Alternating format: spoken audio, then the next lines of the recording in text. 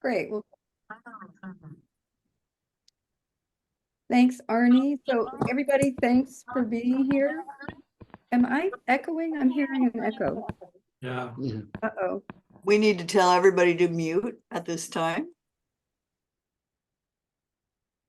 Let's see if that works. That sounds better to me.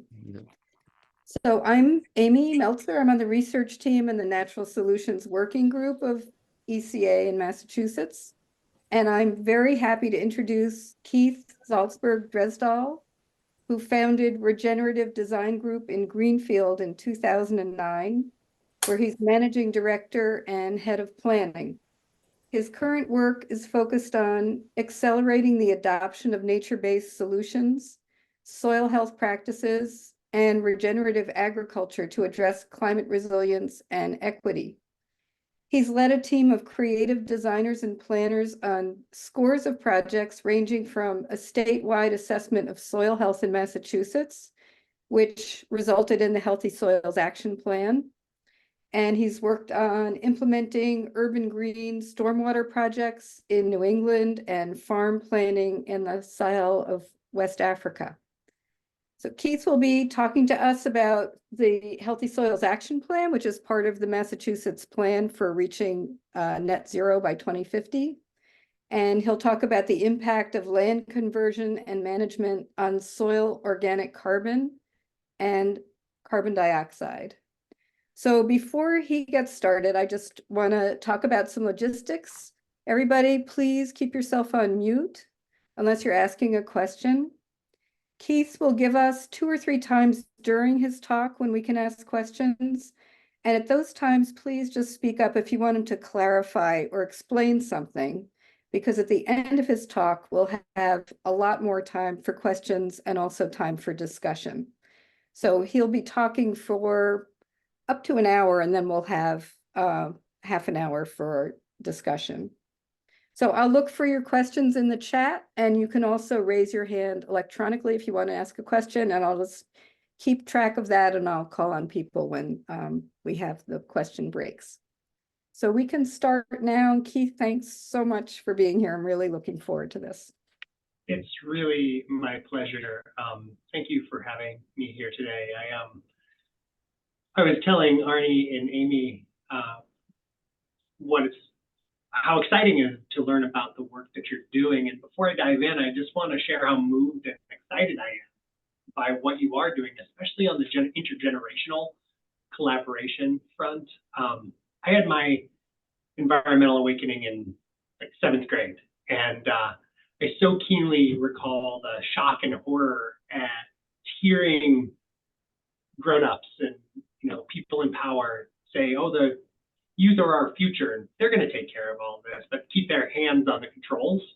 And honestly, I don't know who I would be if I had had the support of experienced elders who were committed to climate action like you at my back while I was trying to figure out how to grieve the losses and make a difference. But I sure am glad that you're there, working hand in hand with these young people and continue to stay in it as change makers. So I hope you're filled up by all of this work that you're doing and that you really know your significance. So thank you for your work. And, as today, as Amy mentioned, I have the pleasure of spending every day thinking about climate change and climate resilience. As the lead climate planner and managing director at Regenerative Design Group, we have offices in Western Mass, Eastern Mass, and Philadelphia. And for the last 5 years, most of my work here has been focused on the questions of how soil can serve as a nature-based solution to climate change, where it's most powerful, what are the big threats, and how do we do all of this while maintaining biodiversity and landscape productivity and people's livelihood. And I'm lucky to have an amazing team here at Regenerative Design Group. We're a workaround cooperative that is really focused on creating productive landscapes and helping communities be more resilient. And we work across all scales, from little tiny gardens in the middle of a city through the state or regional lens.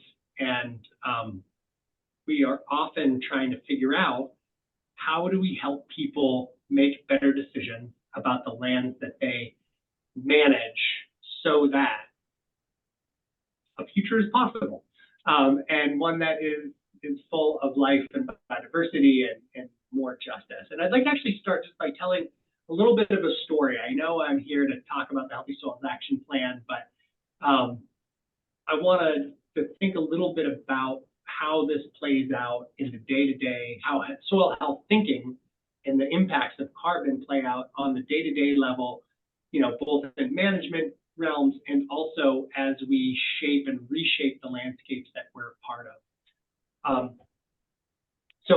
These are two different residential projects that my team has worked on in the last 3 years, and both started with clients saying they really wanted to do ecological and sustainable development for their homes.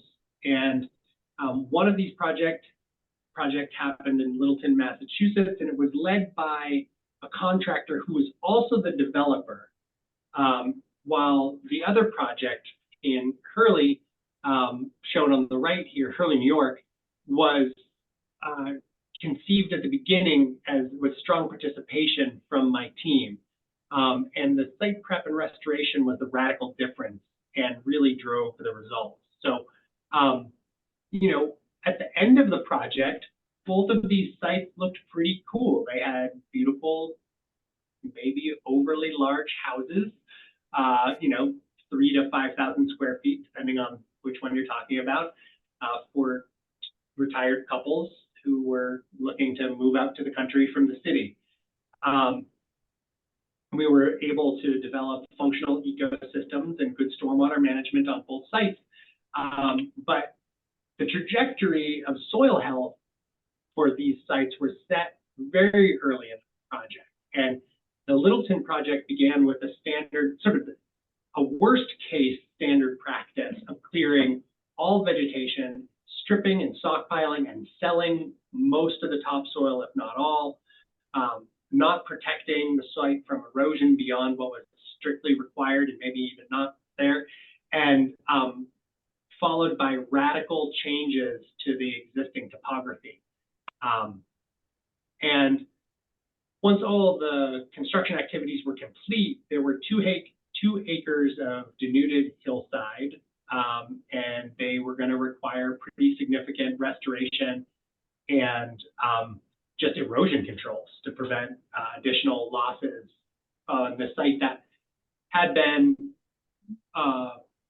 third cut regrowth that probably was 15 years old, and despite having all of those impacts, had pretty well established soil stability anyway, and a recovery from those activities.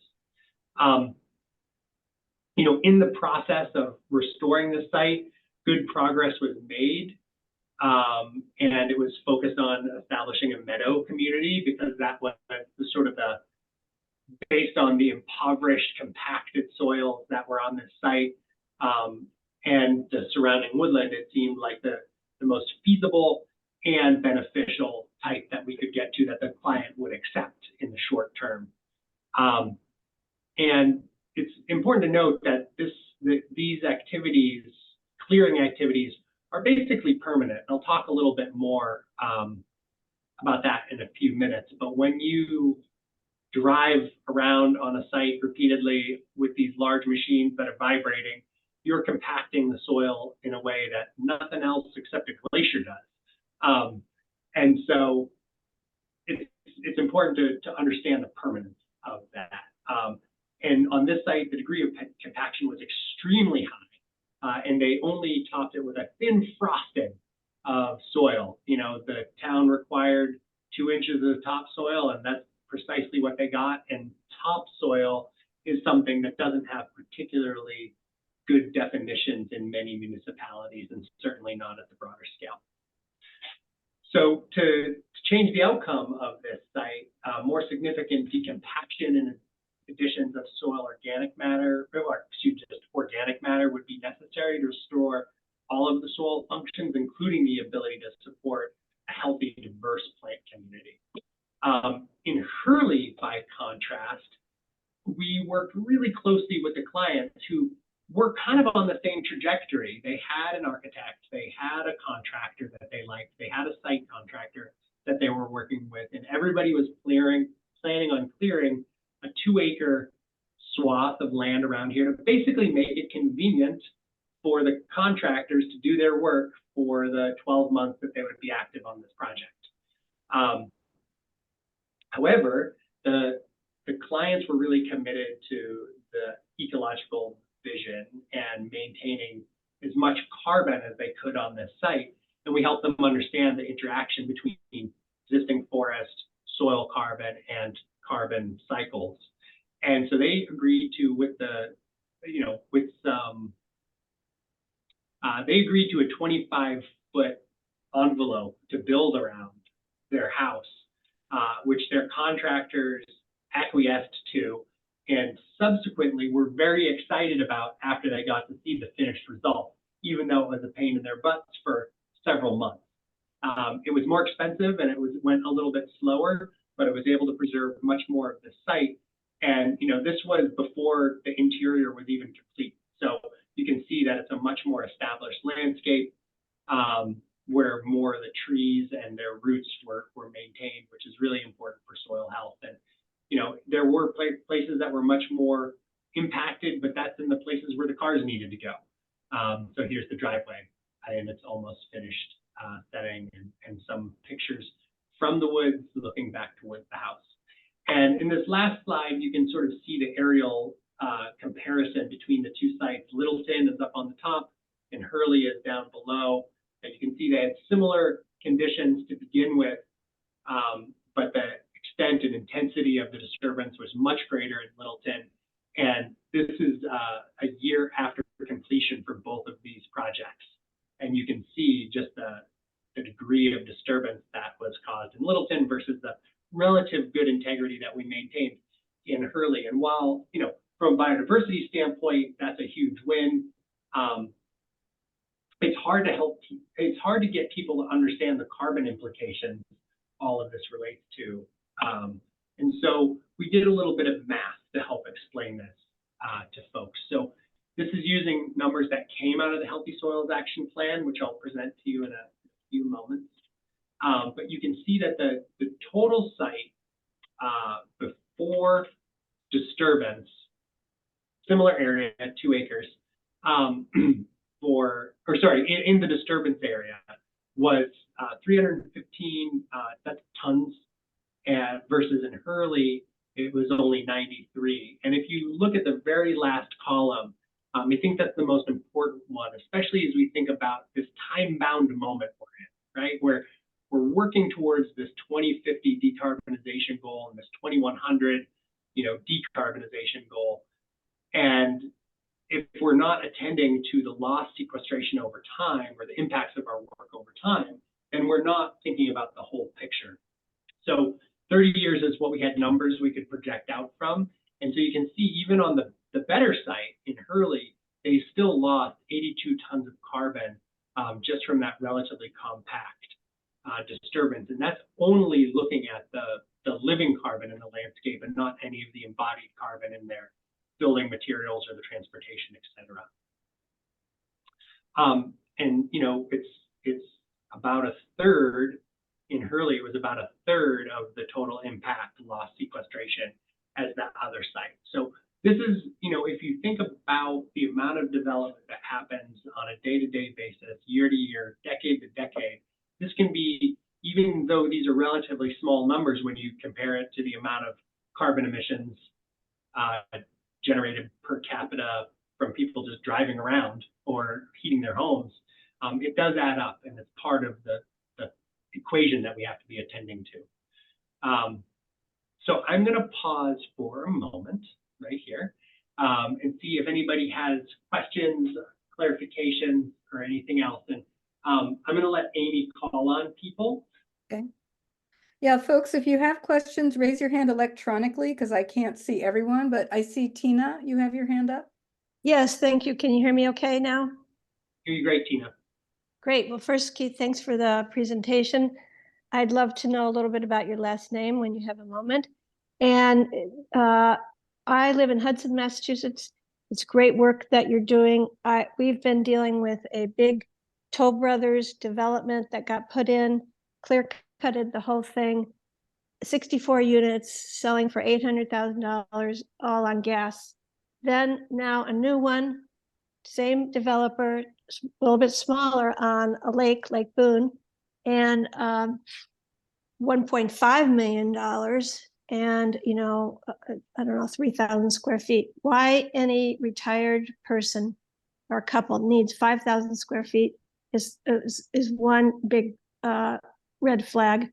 I retired, sold my house, and my husband and I moved into 950 square feet with heat pumps and electric cars. So that's, you know, a big message. And I just hope that in the work that you do, you can help transform what these big developers are doing.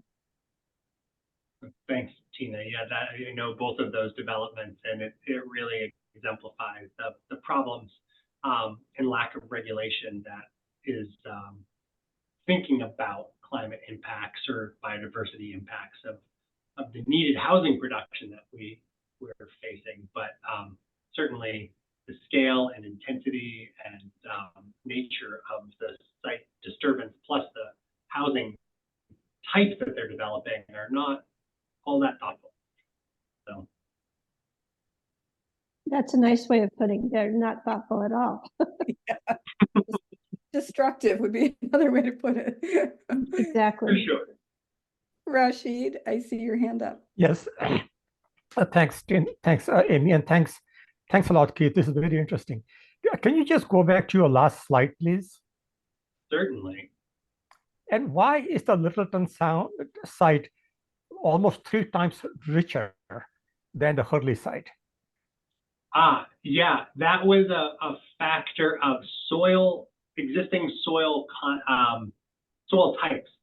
So the Littleton site was a pretty decent silt loam that had young forest growing on it that had been recovering from its last cut for about 15 years, and it's been in that cyclical harvest at 30 to 50-year intervals since probably the 1900s, early 1900s. So it had an intrinsic soil capability to hold more carbon and also land cover to support that. In Hurley, it was literally a ledge with clay on top of it, and certainly the ledge doesn't hold any organic carbon, or not much organic carbon, and the clay has though it holds tightly to the carbon that it does get, it can't hold nearly as much as a looser soil. Thank you. Great. So I'm going to take one more question and then we'll let Keith continue. But Carolyn, I see your hand up. Yeah, could you actually describe this table a little bit more? What is the measure that we're looking at? What is 315.92? Is that tons of carbon? And, Mr. Shake's question also brought to mind, so Littleton had the better soil, but is this carbon loss?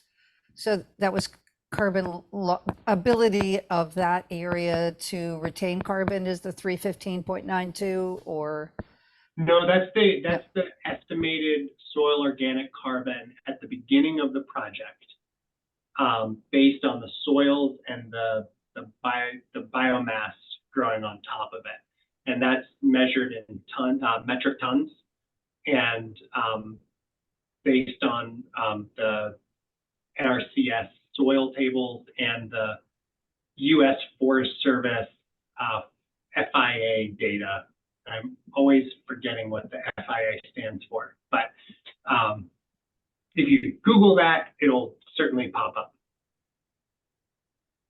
And so this table sort of shows what happened from the impact of the clearing and the compaction and removal of topsoil.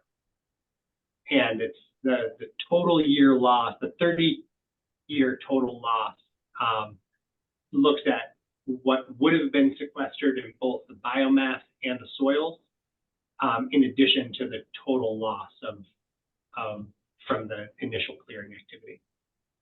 And this is, just to be clear, this is, I wouldn't say it's back of the envelope because it's based on a lot of deep research that we've done, but to do this kind of carbon accounting in a way that would bear the scrutiny of a carbon crediting process, I would want to spend a little more time on it than we did.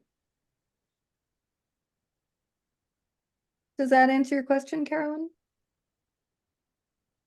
You're muted.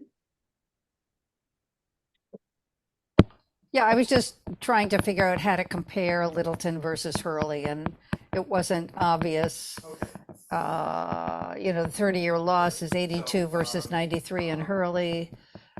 Do we look at percentages there and the 289 versus 315? But, we can move on. Okay, Thanks. thanks, everybody. Somebody needs to mute. I'm hearing a conversation.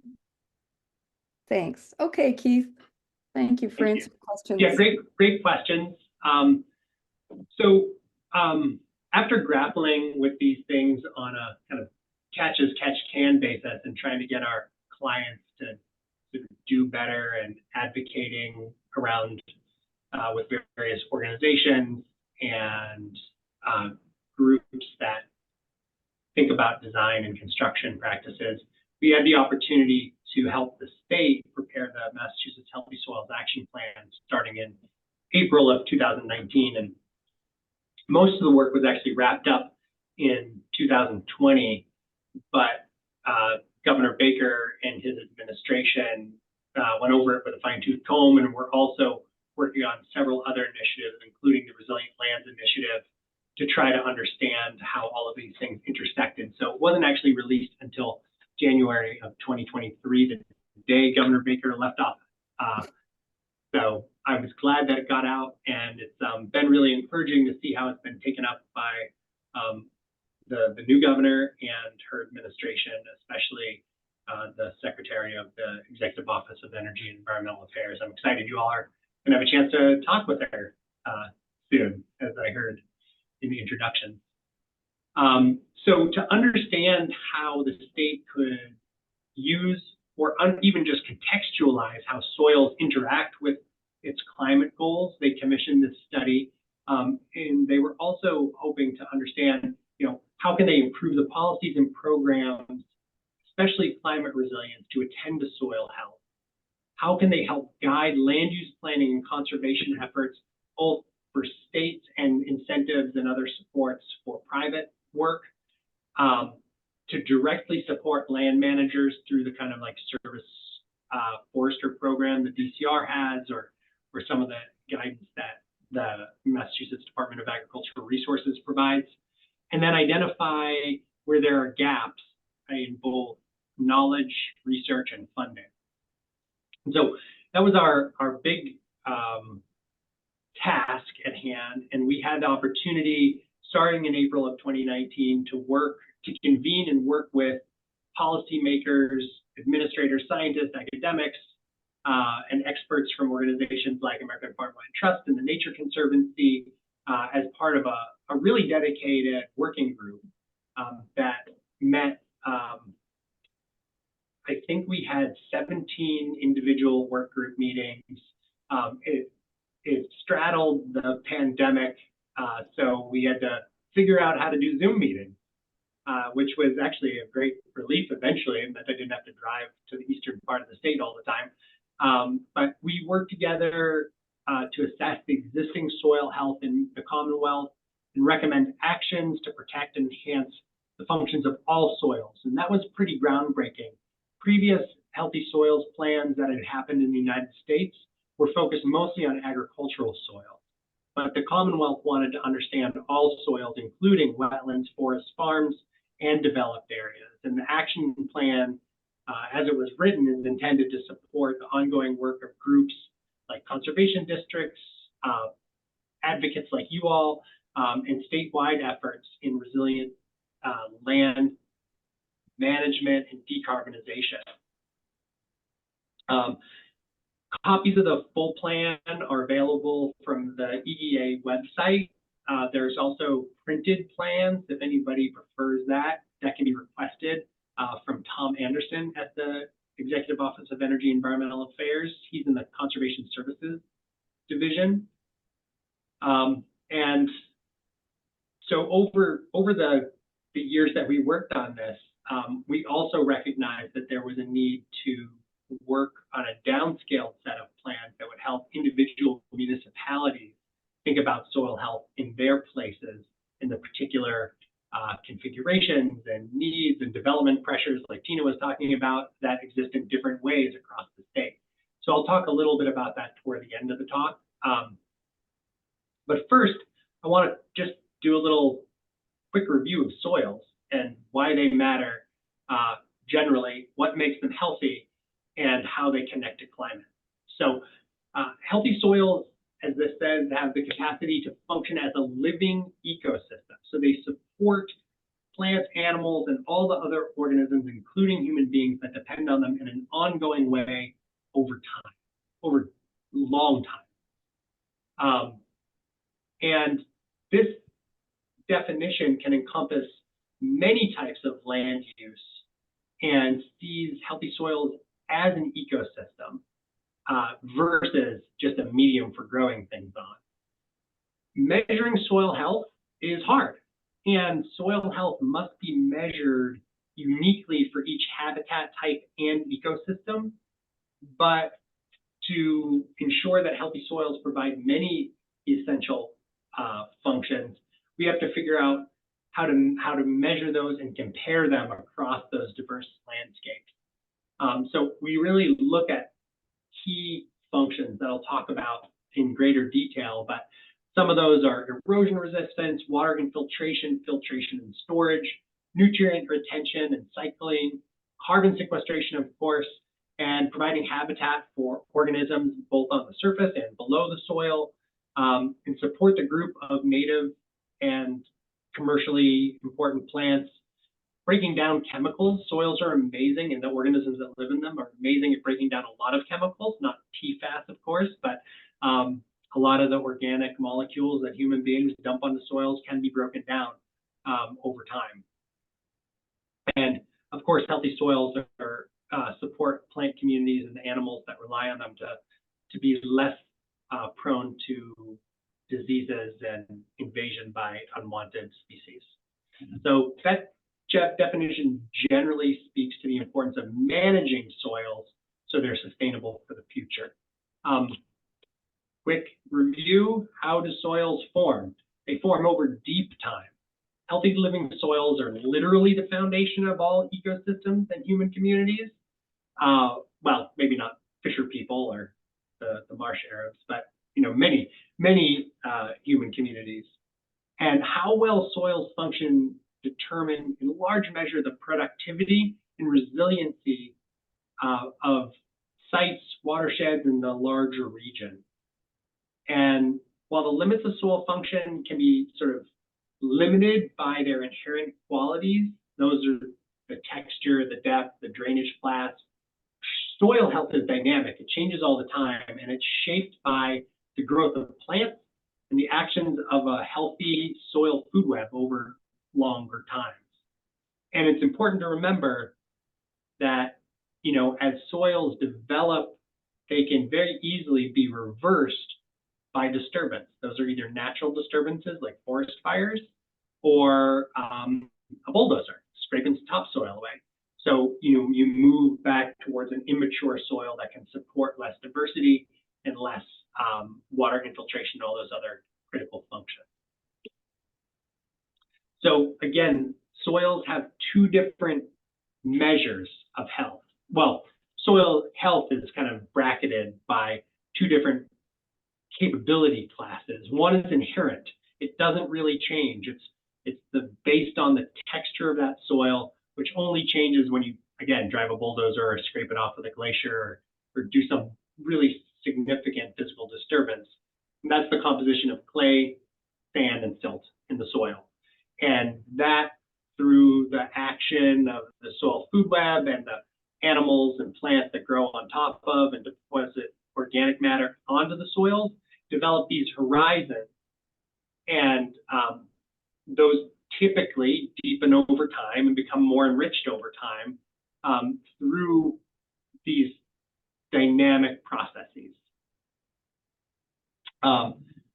So dynamic soil properties support the resilience and health of our soils. And it's really thinking about these 5 classes: productive capability or capacity, how much plant matter can grow on that site, what kind of biological activity and diversity is present, the amount of water that can be both infiltrated, stored, and then made available to the plants and other organisms that depend on it, and then the nutrient storage capabilities of those soils similarly.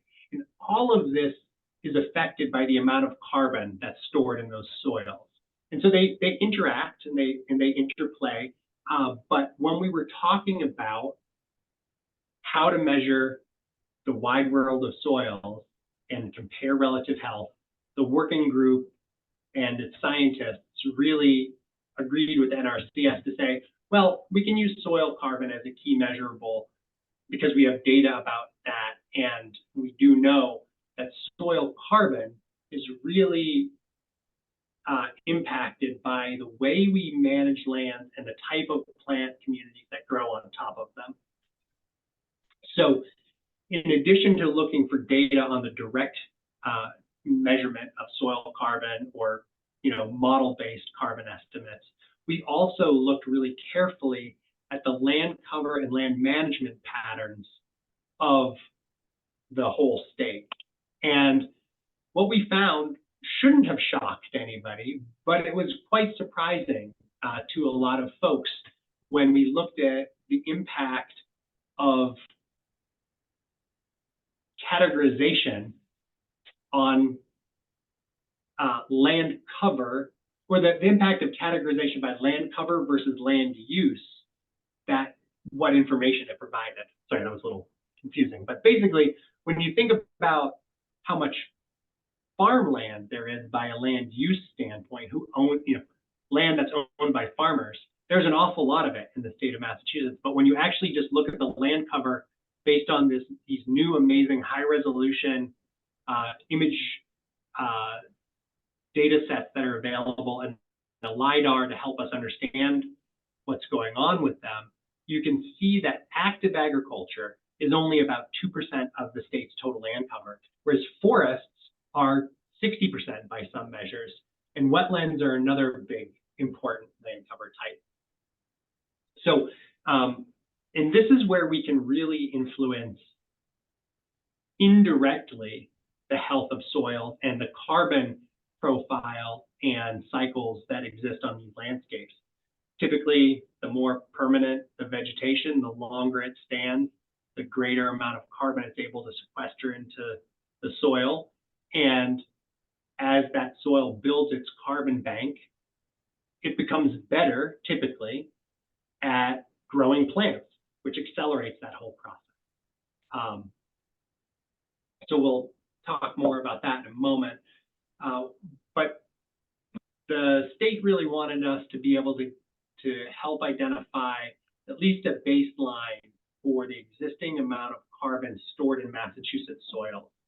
So we looked really carefully at how land cover changes affect soil carbon content, and we're able to create a model in which we did a land cover adjusted soil organic carbon stock for the whole state, basically taking the data that the Natural Resource Conservation Service has on the soils in the form of the soil survey, and said, okay, but based on the information we have about what was the sampling land cover for that soil type, and what are some other examples of that Caxton silt loam in a forested condition versus a cultivated condition.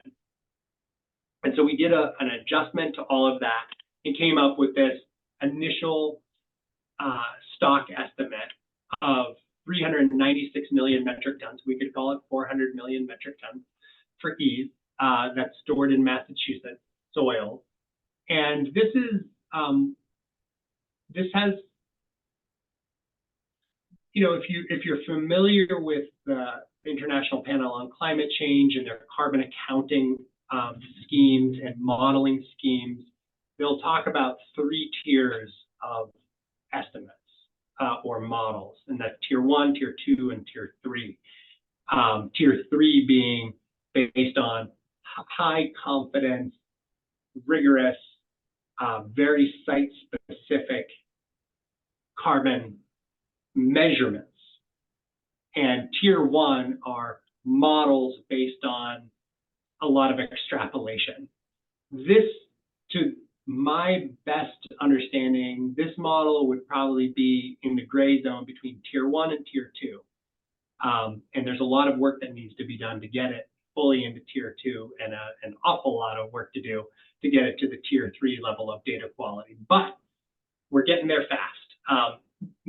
The thing I want you to note about this slide and what's being shown here is the amount of carbon that's stored in the wetlands of Massachusetts. So you might remember, if we go back to the previous slide, wetlands occupy about 12% of the total land cover of the state, based on the DEP 2005 wetland land cover map, which we're working on another project to make better. But it's important to note that's because wetlands are so very carbon dense. And forests, though they are so extensive, they still have a fairly high carbon stock on a per acre basis, but they are only holding a much more limited amount of carbon. And I want to point out that this figure that you're looking at here is showing the per acre carbon content of these land cover types. So an acre of wetland could hold somewhere around 300 parts per million, whereas a forest is holding somewhere around 90 tons per acre, not parts per million, tons per acre. And we had to make some guesses. We had good data for wetlands, forests, agriculture, and okay data for turf, but not great. And we had virtually no data for impervious, but we made a guess. We said, we don't think there's none, but we don't think it's a lot. So that's where that is, it's based on a very limited number of studies. So again, land cover and how we manage it is the primary way that we can preserve or increase the amount of carbon that's stored in our soil. What are the biggest threats to soil health in Massachusetts specifically? It's land conversion to low intensity residential development, and increasingly to large ground mounted solar arrays. Management that relies on a high degree of disturbance, and then increasing intensity and frequency of big storm events like Hurricane Irene, which you see washing Vermont's farmlands out into Long Island Sound. So, just to put some numbers on this, we're looking at somewhere between 30 to 40,000 acres of forest loss just between 2012 and 2017, according to Losing Ground Mass Audubon's annual report. What is it, every 4 or 5 years it comes out? So from land conversion, that alone adds up pretty quickly. And in the last 5 years, ground-mounted solar arrays accounted for 25% of all development that occurred in Massachusetts. And you can see in the picture that's shown on the left here, the typical development pattern, even for farm-friendly or pollinator-friendly solar arrays, typically involves the complete clearance of the forest, the stumping or grinding of the root system, a removal and compaction of a lot of the topsoil, resulting in some of the similar losses that you would have seen in the Hurley versus Littleton development scenario. Also some, there's 20,000 acres of forests harvested annually in Massachusetts, which from a soil carbon standpoint results in probably 600,000 metric tons of carbon. And climate change is a little harder to measure and a little more uncertain, but we all know that it's accelerating and getting more intense. And one thing to note about climate change is as winters are warmer, the growing season is longer, and there's fewer freezing days. That results in the continued metabolizing of stored organic carbon that's in the forest or other soil being eaten up by the bacteria, fungi, protozoa that live there, meaning that our forests, in a very slow way, are moving toward a carbon balance that's more similar to the southern Appalachians or even further south, where there's less carbon stored in the soils, more stored in the biomass. And that's frightening from a flywheel effect standpoint, because if you were to get a forest fire or some other mass loss of the biomass on the surface, that means that carbon's all gone versus having a smaller fraction of it go into the atmosphere and much of it being stored in the soils. Soils account for at least 50% of the total carbon stored in the landscape. In the kind of temperate zone that we live in. So I'm going to just go through a couple more slides, and then I'm going to pause for a moment. So, when we are thinking about these three categories of disturbance and soil health vulnerability, it's important again to compare that to the total stock stored in our soils in Massachusetts. So the previous figure was thinking about the amount of carbon on a per acre basis. This is an estimate of the total stocks by a land cover type. So you can see wetlands, again, contain an enormous amount of the total carbon stored in Massachusetts soils, but forests are very close to that because they're so extensive. Whereas agriculture and impervious contain very little, and turf is kind of a small but promising area to play with, because it's something that we know is not sequestering anywhere near its potential, and it's a landscape type that is touched frequently and that can be controlled, by larger institutions or individuals who might make a change more rapidly. And there's some things on a policy level that I'll talk about in a few minutes that we can do to advocate for better management of all these land cover types. So to put specific numbers on it, you can see that wetlands hold almost 200 million metric tons of soil carbon, forests 156 million metric tons, and then these smaller pools, again, which are important but less deep. We were asked by Representative Smith's office to help them understand what the extent of change was that communities in Massachusetts were facing. Because, within the 495 corridor, Audubon calls it the sprawl zone, development is occurring very rapidly and often in a set of housing types that are not conducive to addressing our housing crisis. So this is a little paper that we developed for Schmidt, and I can make this available for you all so you can look at it more carefully. But what I want you to take away here is just the uneven distribution of future likely development that's going to happen, and the scale of this. So, if we just use best case scenario, which is the 140,000 acres of additional land conversion, which is mostly going to be farms and forests, we get to 140,000 acres. If we take a reasonable guess, it's probably closer to 230,000 acres, and that's just by 2050.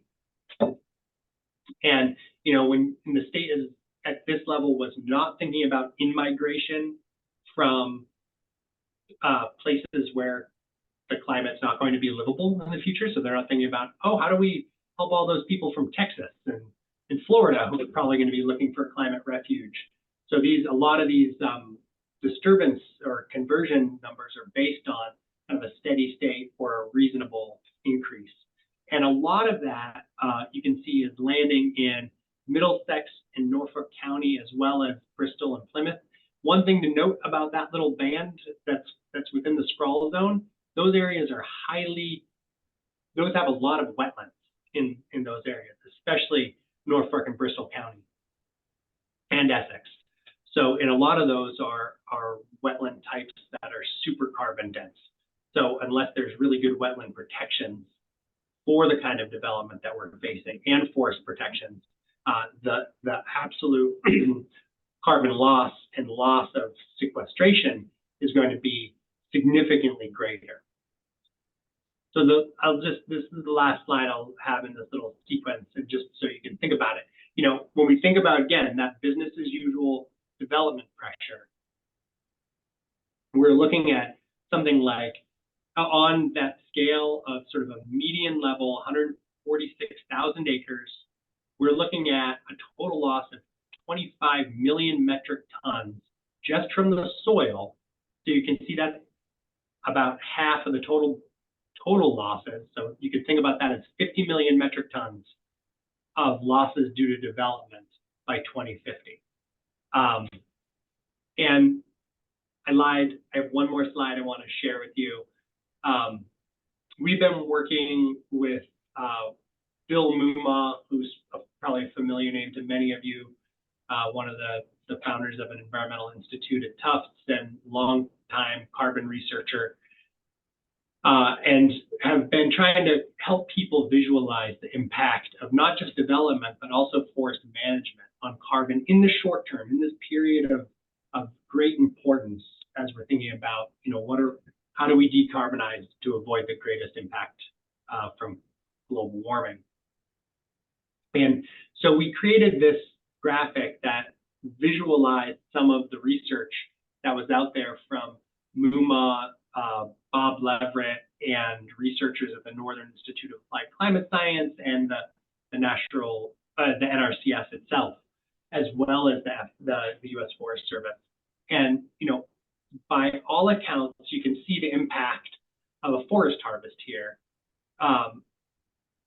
And the obvious loss is on the biomass, right? You would think, of course, you take away the tree trunks and that goes away. But what people don't talk about is the impact to soil carbon and how repeated cuttings very likely causes physical damage to those soils, which can't be recovered from in any meaningful time frame for our climate emergency or most living beings and their ecosystems.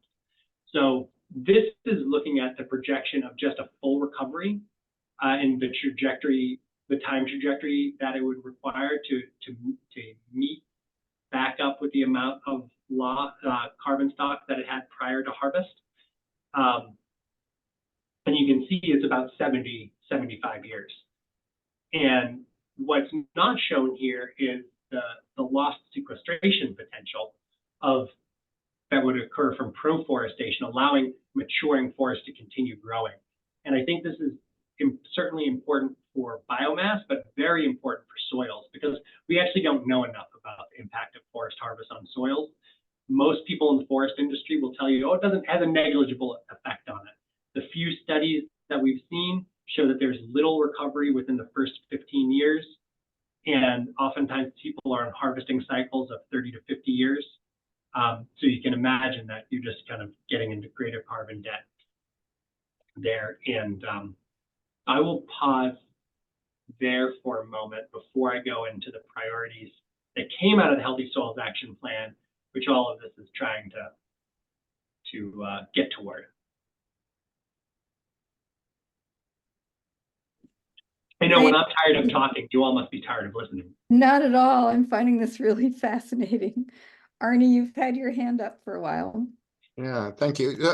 I have a couple of questions. I'm going to hold off one of them till the Q&A period, but I was having a hard time understanding the two slides you have on wetland carbon storage versus forest. Sure. So as from your original map, it looked like something like there was 5 times the amount of forested land cover as wetland in the state. And Yeah, Was that for an earlier slide, Arnie? that was the slide with the pie chart on it that showed the getting there. before Sorry, I have that. a lot of little animations in Yeah, here. yeah, that one, yeah. And then that was followed by a slide that showed, as I understood it,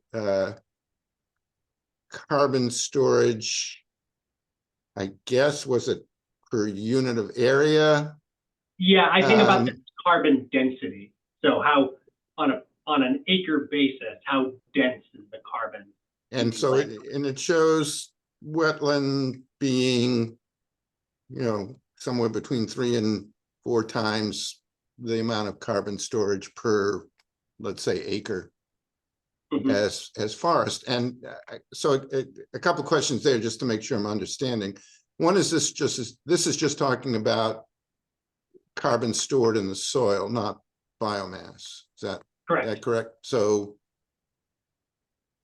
if we took into account the trees themselves, this would look different, as I Yeah. understand.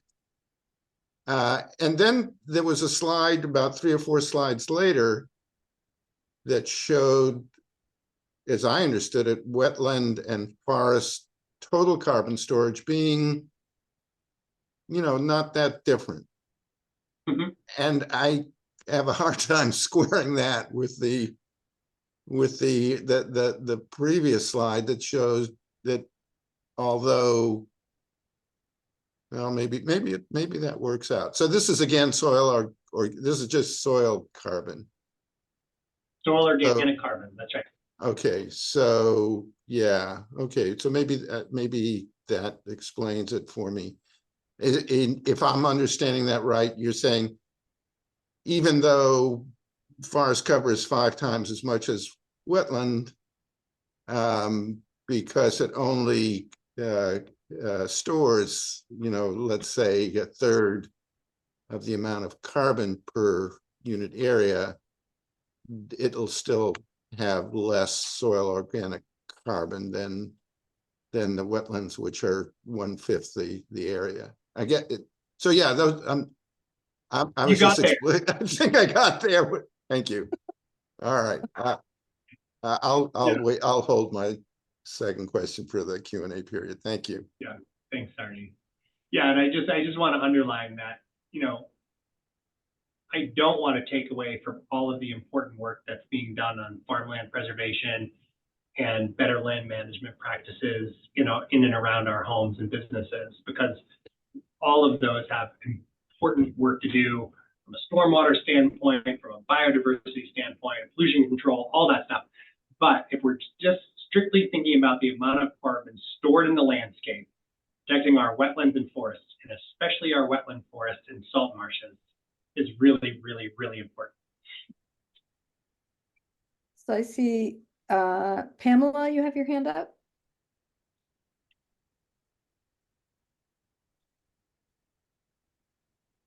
Pamela? You've disappeared. Are you asking a question? I can't see you anymore. If you're asking a question, you must be on mute. Hi, Keith. Hey, Pam. So if you go back to that slide you just had up there that compared wetlands to forests, can you go back to that one? Sure can. So looking at that, we're just talking about the carbon stored in the soil. And what I gather is that we haven't been adding the carbon stored in the tree trunks, branches, and leaves of the forest land. Is that right? In this study, that is true. That's mostly what people think and talk about, is the amount of biomass carbon there is. Yes, And it's roughly, it's about double. So if you,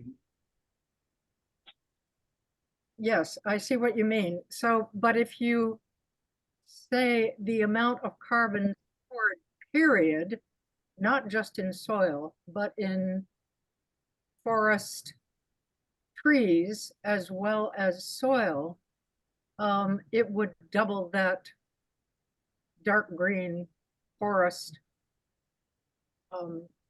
line to about way above the wetland area. Is that right? Because wetlands don't carry the heavy carbon the heavy carbon addition if they are from the plants in the wetlands. Is that right? Have I got that right? well, yes, if you're comparing an herbaceous wetland, like a cattail wetland in a forest, but 60% of Massachusetts wetlands are forested wetlands. Oh. And so the pattern is similar. It's still wetlands and forests being your two most important land cover banks of carbon in Massachusetts. And it Okay. just turns out that upland forests have less carbon in the soils, but a similar amount in the biomass. So there's another study in this that I would like to do, but we haven't found funding to do it yet. So then there isn't, where is the picture of the carbon stored in grasslands? Oh, that's wrapped into, it's not a hugely significant land cover type in Massachusetts. So it actually didn't meet the top 5 Okay. land cover types. So it's not on this chart, basically. It's not on this chart. You could assume it's somewhere between agriculture and turf. Turf tends to hold more carbon in the soils than grasslands in this region because a lot of turf in this region is irrigated and fertilized. I see. Okay, and what I'm conscious of is the power of grazed animals to increase the carbon in the grasslands. Pamela, can I ask you to save that for the longer question and answer? We're kind of trying to just get Keith to clarify what he's presenting right now so he can continue his presentation. Is that okay with you? To bring that part up later? Let's keep Thanks. And some value in looking at the grasslands regenerative agricultural capacity. I don't know. So It's in the forest supporting regions of the world, grasslands are almost always going to be able to hold less carbon than forests. And it's kind of a reduce negative impacts rather than a maximize carbon standpoint. So, in Massachusetts, people are cutting down forests to create silvopasture, so opening up forests to put cows in the landscape. And that's certainly a better solution than cutting down all the trees and just grazing them on grass. But it's significantly less good from a carbon standpoint. And I would generally say from the research that I've looked at, which is pretty extensive, the cows save the planet storyline is overblown. So it's important, it's good. We should do better rotational grazing, and certainly adding large scale animal impact to our landscapes is good for a lot of reasons. But from a soil carbon perspective, growing more trees is better. got it. thank you. I'm going to move to Betty now. Betty, you have a question? And then we'll go back to the presentation. Yeah, I just wanted to clarify what's meant by wetlands. I think in your very first slide that showed differentiation, you had like water as opposed to wetlands. And the one you just passed here, clean open water versus wetland. And in the last slide, the one we were just looking at, I mean, I was actually pretty surprised at how high the storage in carbon was under wetlands. I'm assuming that means under the rivers and ponds and things, you were counting that soil as wetland soil? No, open water is excluded from this. Okay. So that includes wetlands, rivers, and ponds, open ocean. So wetlands is basically herbaceous, shrubby, or emergent wetlands or forested wetlands that have largely organic soils or not organic soils, sorry. Working on another project right now that's about estimating soil carbon in our wetlands specifically. And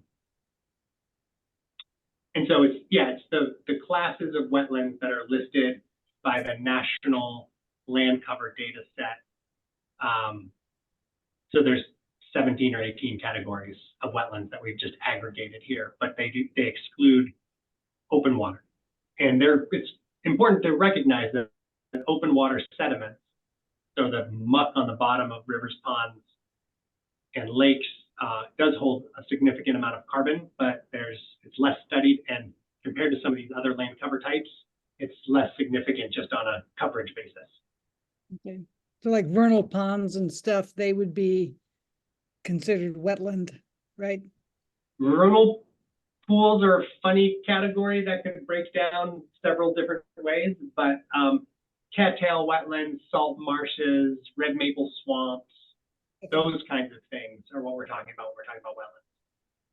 Thank you. You got it. I like your nerdy question. We like detail and research. We're wannabe nerds here. So Keith, I think you can, Tina, is that your question? Is your hand still up from before? Maybe you're not there right now. Okay, Keith, I think we can keep going. Okay, so drum roll, please. So what do we do? What do we do with all these things that we learned and are continuing to learn about in the Healthy Soils Action Plan? Well, we've created this book, which I usually have on my desk, which is what I was just looking for. And it's organized with recommendations for each of the 5 main land cover types that we looked at. So if you're particularly interested in forests or farmland, you can go to that chapter and see a comprehensive list of soil related recommendations for policy, for land management, and for additional research development. It's a lot of it's over, I think it's 115 or 16 recommendations. But the top ones are to conduct assessments of local soil carbon when you're planning action on a site, protecting our healthy forests, and increase proactive forest management. So, and by that, I don't mean forest cutting, I mean activities that are going to maintain forest cover over time. So helping the forests adapt to the pressures from pests or fire or additional wind throw that we're facing. So replacing our ashes with things that are adapted to the future climate conditions rather than just the sort of standard list of native species. Advocating for and enforcing stronger state and local wetlands protections. I can't overstate how important this is.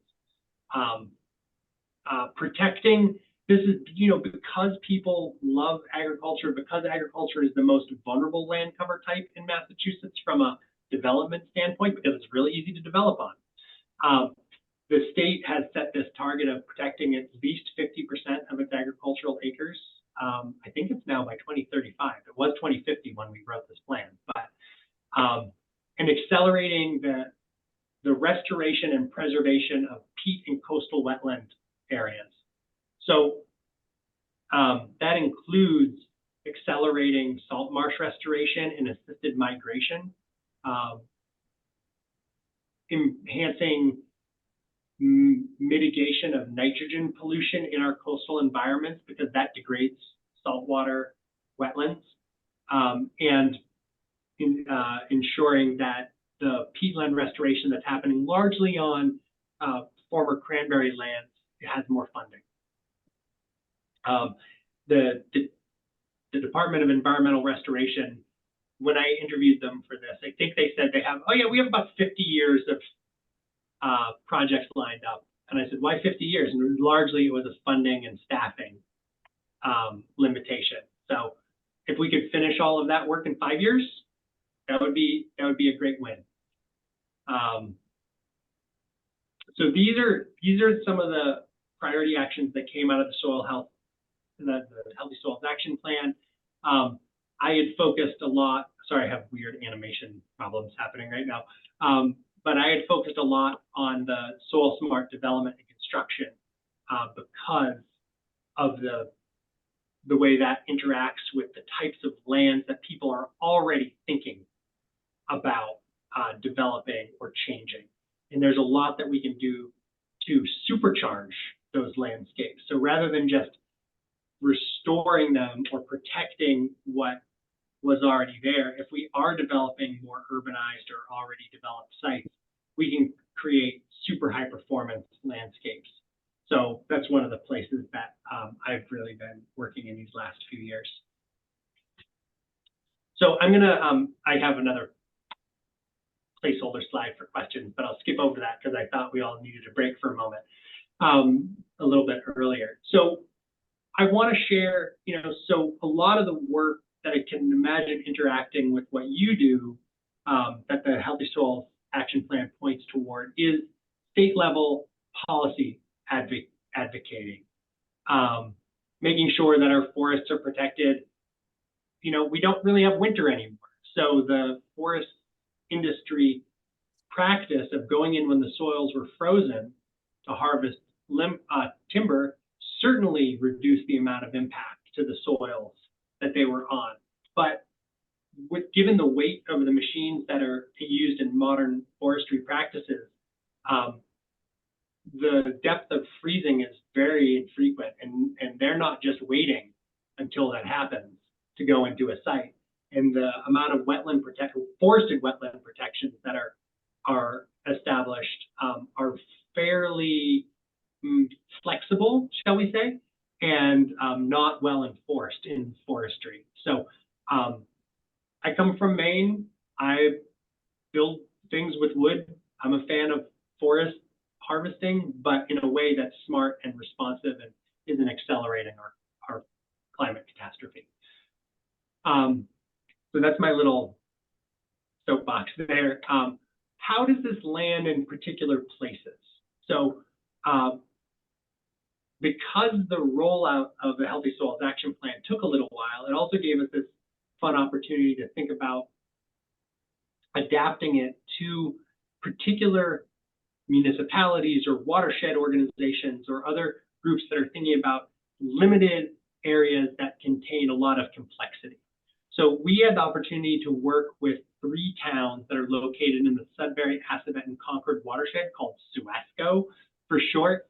And those are Framingham, Natick, and Hudson.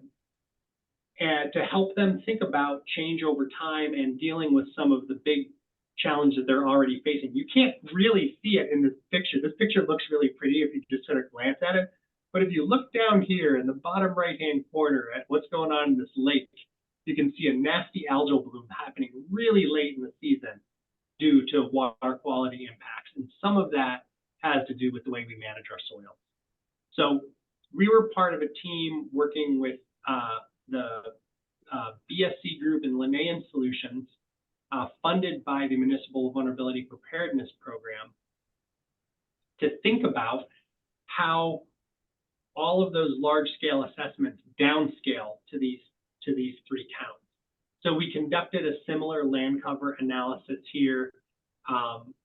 Overall, the patterns don't hold for land cover types because you know, the variability in these landscapes. This is a more heavily developed area than the state as a whole. And we conducted a new version of the soil organic carbon adjustment for land cover. And you can see, you know, these different classifications, and these are downscaled. So what would rank as very low on in Suasco might actually be high or very high on the Cape, where the soils are very sandy. So this is, you know, a relative scale to their areas. It's basically trying to help them answer the question. If we're concerned about where our greatest carbon stocks are and where our soils contribute the greatest benefit to our landscape as a whole, where are we doing that? And so we did a roll-up of these soil classifications combined with some other factors to create a soil function for resilience, looking for opportunities where you're going to try to preserve high performance and high carbon soils, manage all average function soils better, restore degraded soils that have a high regeneration potential, meaning that they've been impacted by development, but they can be rebuilt to really pretty average to high level of soil carbon in places that are highly degraded already, where you might want to actually focus additional development or redevelopment that rebuilds some of the lost soil function. So we rolled that into this series, looking at sort of some of the Nature Conservancy's ecological resilience, and rolled that into a set of ecological planning directions, creating essentially districts in these communities where you would want to, you know, focus your intensive interventions. You know, this is where you want to make high performance soils adjacent to parking lots, or, you know, do your housing redevelopment. And in these other areas that have higher existing stocks or higher potential, try to do more preservation and restoration work. So I'm going to pause there, recognizing the amount of time that we have left. I want to leave some more time for questions. But this is how this would scale down. And these we've connected to series of recommendations that would be familiar to a lot of you. What are the tools we have to address this? Well, some of them are about just additional accelerated conservation. Some of them are about changing our bylaw and establishing, this is a bylaw proposed for Deerfield that would establish a forest protection zone on the upland forests that are protecting some of the most erodible steep slopes in Deerfield. We did the soil health plan from Deerfield is actually a really great example. We worked with Conservation Works to develop some great bylaw recommendations. Then just general patterns for managing for resilience, and management guides that were funded through another MVP project in Bolton and Clinton, Mass. So all of these are available from the MVP website, and there's a growing list of great resources out there. We're also, as I mentioned, working with the DEP on their. They were directed by the EEA to establish no net loss of wetland carbon by 2050, which, given climate change, development patterns, and the regulatory tools at the disposal of the organization, is actually impossible without pretty radical changes. But we through this sort of modeling and some additional machine learning to identify missed wetlands, have just underlined how important it is to protect the salt marsh and forested wetlands there because of the carbon content that we've talked about so much. So I'll stop, take more questions. And I don't have a super hard stop, so if people want to stay on for a couple minutes and ask me questions, I'm happy to stay for 5 or so extra minutes. Great. I see Arnie's hand up. Thank you, Keith. Thanks, Amy. I'm gonna. We live in a town, town of Stowe, which is right near the towns that you were displaying there. And many of these towns have developed their own local, what's called climate action plans. And all of these climate action plans include a natural solution section, and the natural solution section includes a estimate of, the rate of carbon storage for their particular community. And looking at the various communities in our area, I see, factor of 3 different estimates in terms of carbon sequestration rate, per acre of forest or per. And I'm just wondering, is any of the work you do, associated with helping communities develop a reasonable estimate, or how would you go about doing a back of the envelope estimate of sequestration rate? Because what we're all trying to do is to work towards that net zero goal, which means that our residual emissions on an annual basis are offset by our sequestration from natural lands in our community. So I don't know if you work with communities to do that. We took a shot at it ourselves, and I just wonder how you go about doing that, or if you go about doing that. We do, and it's hard. The data is spotty, and it depends on what level of confidence and rigor you want to achieve in your community. And I think, setting goals that are based on available data and kind of common sense are probably your best approach in the short term, and then figuring out ways to collaborate and contribute to some longer term data collection efforts. But yeah, it's not easy. The MVP program, Municipal Vulnerability Preparedness Program, provides funding for all kinds of interesting research and plan production. There's additional funding through some of the ARPA monies that are floating around right now.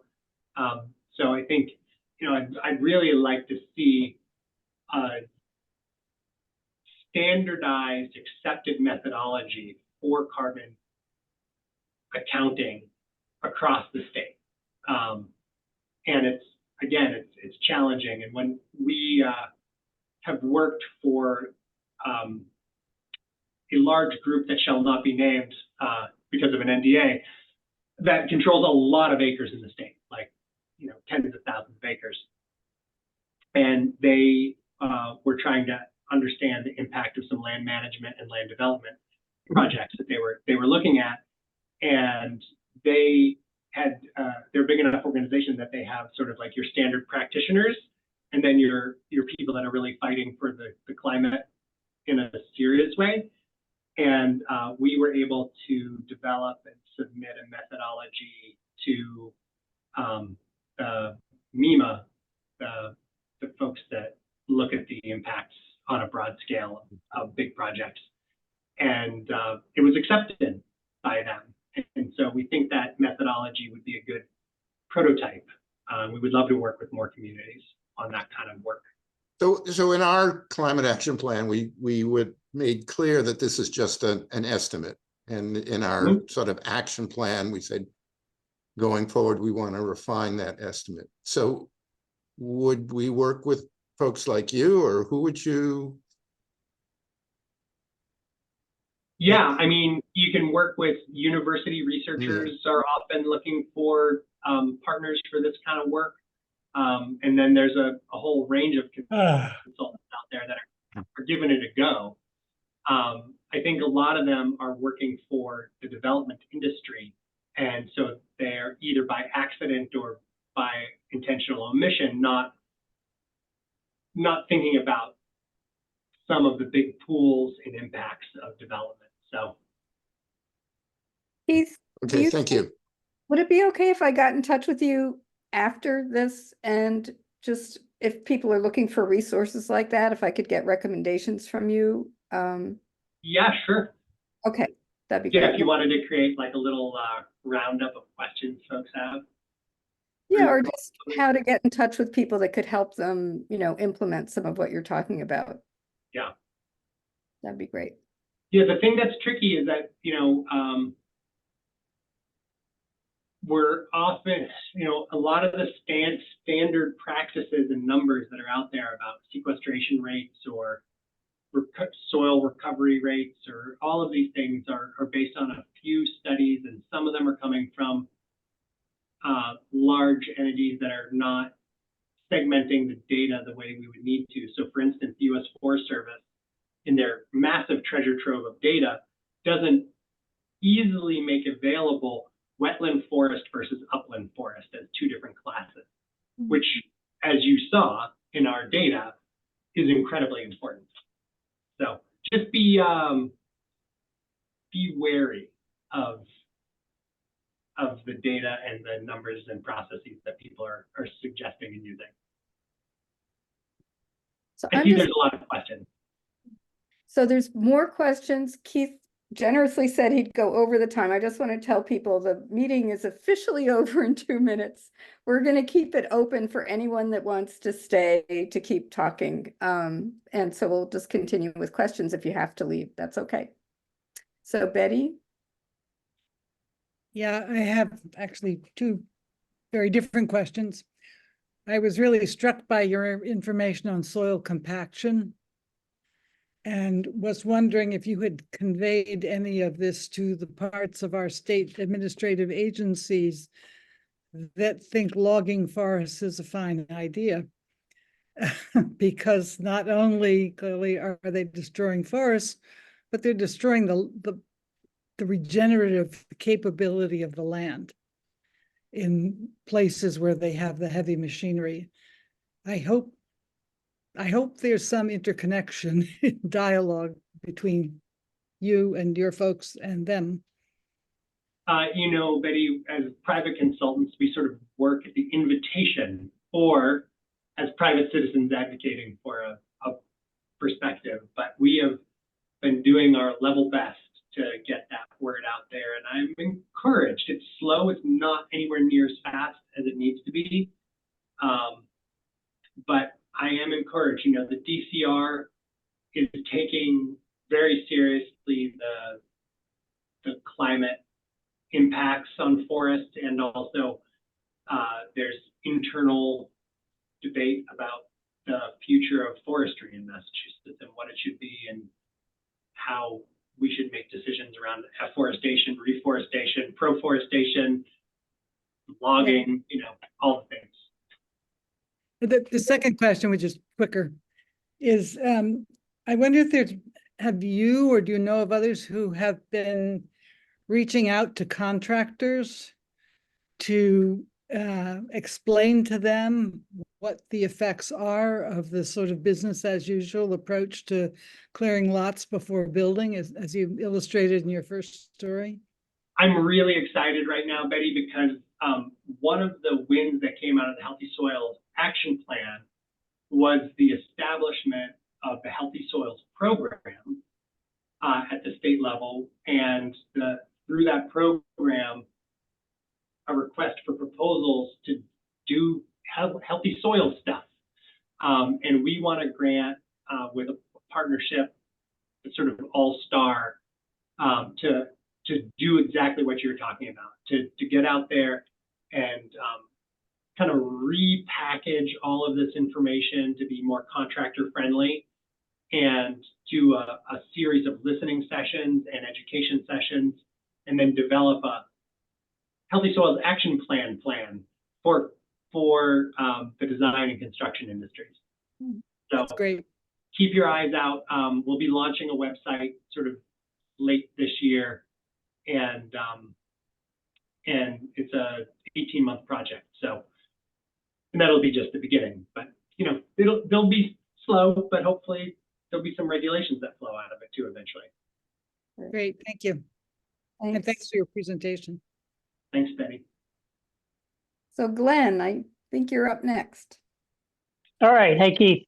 Hey, Glenn, I have a simple, non-nerdy question. And, because I'm a soil scientist, I'd like to know how can we, since we're talking about the soil action plan, how can we put that into action when it comes to the upcoming environmental bond bill, which the Healy administration will be putting together, we hear, in 2025. What opportunities are there for us to feature the recommendations that are made in the Healthy Soil Action Plan in the environmental bond bill? Specifically, that's usually projects that are oriented toward individual towns, but there could be larger projects associated with the environmental bond bill. It's something that we as a group could advocate for, specific projects and also overall goals that could be funded through the environmental bond bill, because we're talking about billions of dollars, potentially a couple of $1 billion typically in that bond bill that could be focused on this kind of thing. So if you have any off the cuff ideas, or if you can, send us a specific number of those implementation or action items that could be advocated for with the administration, that's something that our group would be very able, I think, to accomplish and advocate for. Thanks. See how simple and nerdy, non-nerdy that was? So simple, Glenn. It's exciting. At the end of each section of the Healthy Soils Action Plan, there's a 1 to 3 page distillation of the priority actions. And it seems like the administration is using this already to think about its priorities. And certainly, within the bureaucratic machine, people are arguing from different perspectives. But I think, looking at ones that are accelerating, if I had to go in an order of priorities, accelerating salt marsh protection and restoration efforts for complex reasons, replicating wetlands in uplands, in freshwater environments, actually creates oftentimes greenhouse gas problems, whereas saltwater wetlands do not. So really focusing on that, accelerating the restoration of peatlands, and just saying no to the clearance of forests for solar development. It's a dumb idea. Put them in our cities and towns, over our roadways, over our parking lots. And I think there's adequate information within the report that just shows the impact of development on soil carbon to advocate for that alone. Never mind all of the biodiversity and other factors that are hit by that. So that would be the off the cuff things right now, but I'll keep it in my thinking cap. All right, let me ask a nerdy question as a follow-up, and that is that we've met with Dunbar Carpenter, who is the supposed carbon modeler for the EEA, and he has told us that, well, they don't really have any data. They aggregate everything as natural and working lands, and so he couldn't tell us what the difference is between areas that were logged and areas that were passively managed, old growth versus clear cut. He had no idea, and he said, unfortunately, that's all. None of that information is disaggregated. And basically, he said, we don't know what the hell we're doing. I mean, that's basically what he told us. We have no idea what we're doing here. I've been studying this for 3 years. I have no data, basically. I mean, they do have data, but it is not at the level that it is useful for this kind of discussion. And so is that something that could be put into the environmental bond bill that could get funded so that that kind of disaggregation could occur, so that we actually can talk about what the carbon climate difference is between active management and passive management of, forested ecosystems, depending upon what we're talking about. It's the same thing with regenerative agriculture versus industrial scale agriculture. None of that information is disaggregated. Nobody is, because it's not funded, right? It's not measured. It's not funded. Like you said, So is that something we can put into the environmental bond bill and get funded so that we can get that information, make it available? Yeah, absolutely. I mean, getting to tier 2 and 3 data for forested environments, for wetland environments, and understanding the impact of management or land transitions on carbon and other environmental services is critical. And it's, I will say that the carbon modeler team at the EEA is earnest in their efforts, but they're hamstrung by some of the political and actual data gaps that exist. So I think, yeah, advocating for additional research dollars, setting up long-term study sites, and also, the U.S. Forest Service has tremendous amounts of data about all kinds of forest treatments and all kinds of environment, but you need, a sophisticated researcher or team of researchers with a couple of years and access to that data to be able to segment it in those ways. And it is segmented, it's just hard to gain access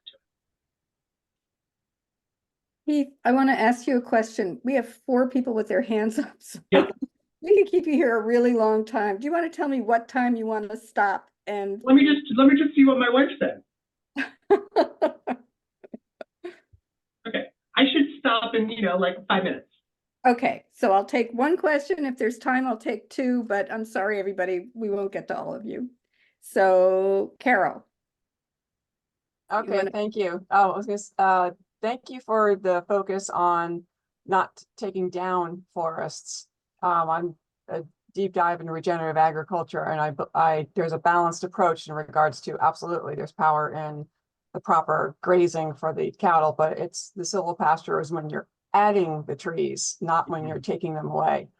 I'm also involved with a fast forest. Right Lock Farms is doing a fast forest, 30 years versus 150. And I'm definitely hoping that that's not also, oh, we tore that down, let's just throw in a fast forest.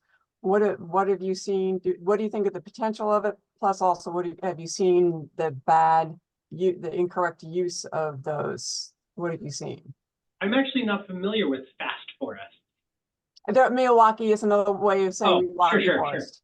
Yeah, I think those are, the real advantage of those forests are for habitat and stormwater. This is my opinion, I think from a carbon standpoint, it takes decades for the trees to build to a place where they're actually developing really powerful carbon engines.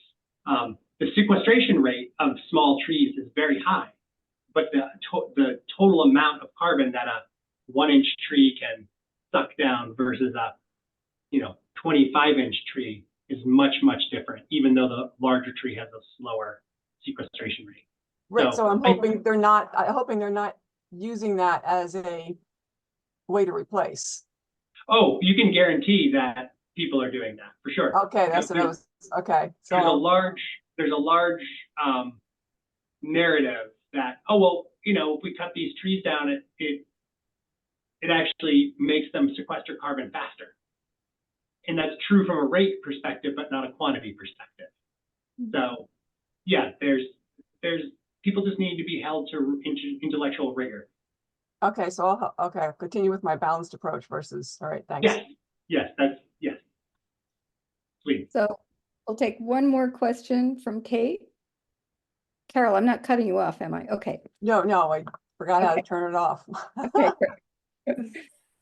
Thank you. I hope it's a quick one. Pete, do you have anyone's wetland regs that you can recommend that we just steal, copy and paste, model ourselves on? And ditto for development regs I come from a micro-urban town.